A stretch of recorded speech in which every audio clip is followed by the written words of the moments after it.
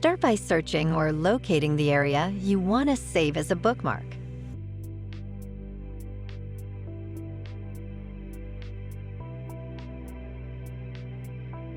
Click the Tools button on the navigation pane on the left side of the app.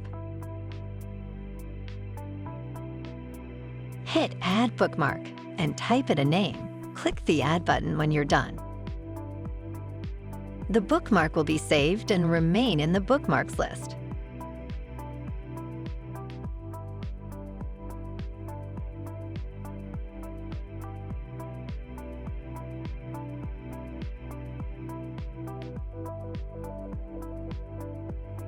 You can edit or delete bookmarks by selecting the Edit button on the right corner of the bookmark.